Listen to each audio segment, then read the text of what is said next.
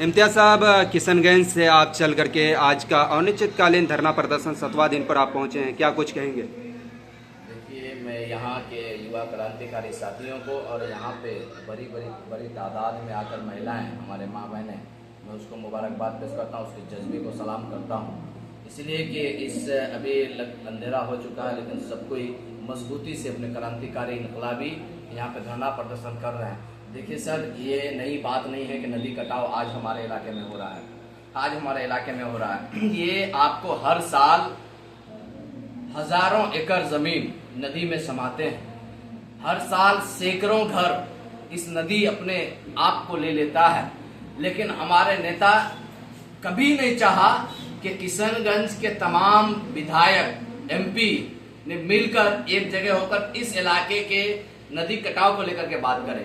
Sir, ये लोग आपस में लड़ रहे हैं। जब हम हर विधानसभा में हर एक प्रखंड में नदी कटाव की समस्या है सर, लेकिन आपको लग रहा है ऐसा कि कोई नेता एकजुट होने का कोशिश कर रहा है, सिर्फ लोगों से झूठा तसल्ली और झूठा वादे करते हैं, इसके अलावा ये लोग कुछ बात नहीं करते हैं। मैं कहना चाहता हूँ, यहाँ पे आते हैं विधायक, आते हैं पूर्व विधायक, आते हैं बहादुरगंज में जितने जनप्रतिनिधि हैं, सिर्फ बहादुरगंज का मामला नहीं है सर, हर एक प्रखंड में नदी कटाव है। कहाँ नदी कटाव नहीं है? ये इनकलाबी तरीके से, जिस तरीके से ये क्रांतिकारी ला रहे हैं बहादुरगंज के प्रखंड के क्रांतिकारी नौजवानों, इस धरना से मुझे लग रहा है कि लोग 7वां दिन कंप्लीट कर लिए। लगातार जब तक जिला पदाधिकारी यहाँ पहुंचे नहीं और जिला पदाधिकारी मुख्यमंत्री से बात करके यहाँ पे कोई आश्वासन ऐसा लिखित नहीं देता है, तब तक हम कहना चाहेंगे कि लोगों को धरना पे रहना चाहिए। इसलिए कि आज अगर आप धरना छोड़ देंगे, कल से मुद्दा हट जाएगा सर। नदी कटाव फिर सदियों के तरह जो चलते आ रहा था वही चलेगा। लेकिन इसका जवाब आखिर पब्लिक जो मांग रहा है नेता से, हमारे नेता क्या करें? आकर भाषण देके जाते हैं। इससे काम नहीं होगा सर। आपको पार्लियामेंट में बात रखनी होगी, आपको सरकार से काम को छीन के लाना होगा। अब जो आपको हक को नहीं दिया जा रहा है, उस हक को आपको अधिकार है, संवैधानिक अधिकार, कि आप उस हक को छीन कर लाएं और अपने इलाके इस सड़क देख रहे हैं सर, नदी कटाव तो ये समस्या सदियों से है। आप रोड देखेंगे बहादुर में, जब मुझे नहीं लगता है कि दोबारा मुझे इधर आने का मन होगा सर। मैं आपको कह रहा हूँ, इतना जर्जर स्थिति है, हालात है वो सड़क का। इसके जिम्मेदार कौन है?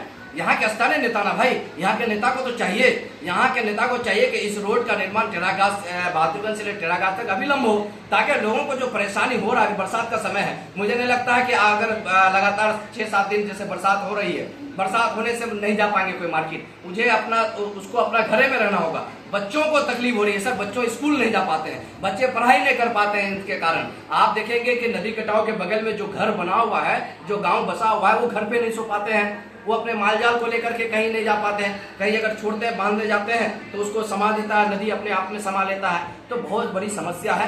ये लोग बहुत इनकलाबी एक क्रांतिकारी धरना प्रदर्शन किए हैं। मैं सभी के साथ खड़े होकर, मुझे कोई आमंत्रित नहीं किया, लेकिन मैं देखा कि नौजवानों ने इस दौर में नौजवानों इनकलाब क्रांतिकारी लाए हैं, तो मुझे वहां जाना चाहिए। मैं हर जगह में, हर जिले में मैं वहां जाता हूं और पहुंचता हूं, कोशिश करता हूं कि लोगों को, नौजवानों को जगाने का कोशिश करता हूं, भाई जागो और अपना हक को छीन के दो।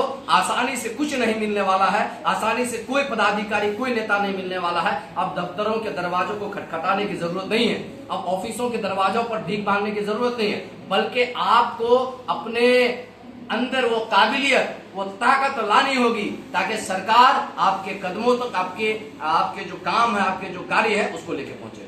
यहाँ के क्रांतिकारियों का मांग है कि पप्पू यादव जी आ जाए, एक बार आश्वासन दे, अपने नजरिया से देखे। आप उनके कार्यकर्ताओं से, नेताओं में से, मिलने वाले में से एक है इम्तियाज जी, क्या लग रहा है कि वो आ पाएंगे? सर तक तो खबर नहीं है, मुझे भी खबर नहीं थी। मैं तो कह रहा हूँ कि मुझे भी खबर नहीं थी, लेकिन मैं एक सीमांचल इस जिला का बेटा होने के नाते अपने इलाके को देखते हुए मैंने यहाँ पहुंचा, तो मुझे कोशिश होनी चाहिए कि यहाँ के लोगों के द्वारा नेताजी तक खबर पहुंचाए।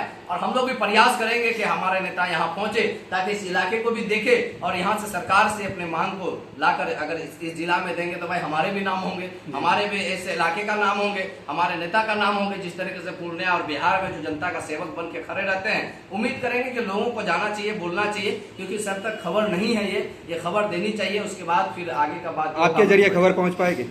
बिल्कुल, हम तो आश्वासन देंगे। मैंने तो आज आया, आने के बाद तो हम जरूर खबर करेंगे, लेकिन यहाँ के स्थानीय लोगों को भी चाहिए कि आगे तक कोऑपरेट करने के लिए हम हैं। ये लोग को भी चाहिए कि वहां तक पहुंचे और सर को भी एक मेमोरेंडम दे और उसके द्वारा आमंत्रित भी करें, ताकि आए तक इलाके के बारे में वो देख सके। किशनगंज के नगर परिषद चेयरमैन प्रतिनिधियों के नज़रिया से नगरवासी देखना चाहते हैं, आपका क्या राय है? सर देखिए, मैं तो दौड़ रहा हूँ, लोगों के साथ खड़ा हूँ, मजलूमों के साथ हमेशा आवाज बन के हूँ। आप नगर का हालात जाके देखेंगे कि आपका ये गांव है तो इस गांव से भी ज्यादा अच्छा आपका नगर नहीं है, हमारा नगर नहीं है। आपको हमको हर चीज का टैक्स देना पड़ता है सर, रोड ना नाला फिर भी टैक्स, होल्डिंग टैक्स पे बढ़ोतरी, हर चीज में, लेकिन जल जमाव पे कोई सुविधा नहीं सर, ट्रैफिक मामले पे कोई नहीं। आज अगर आप चाहेंगे एक पेशेंट को लेकर के अगर किशनगंज पहुंचे तो आपको कितना जाम का और कितना ट्रैफिक का सामना करना पड़ेगा, आप लोग को अच्छे तरीके से मालूम है सर। आप मार्केट नहीं घुस सकते हैं, ट्रैफिक पे बात नहीं हो रही है सर। विकास और रोड नाला की लड़ाई आज गाँव में पंचायतों में लड़ाई नहीं लड़नी पड़ती है, ऊपर से हम लोग नगर में लड़ाई, रोड नाला की लड़ाई लड़ रहे हैं। अभी नगर डेवलप होने की बात लड़ाई लड़नी चाहिए सर हम लोग को। नगर विकास, नगर का चमक दमक कैसे होगा, हमको इसके बारे में सोचना चाहिए। लेकिन हम लोग लड़ाई किस चीज का लड़ रहे हैं, रोड नाला का। नगर अध्यक्ष बनने के लिए आप तैयार हैं? सर लोगों का उम्मीद में मैं खड़ा हूं और लोग चाहेंगे तो इंशाल्लाह जरूर मजबूती रूप से हम तैयार हैं और हम लोगों के साथ खड़े हैं सर। लोगों की पसंद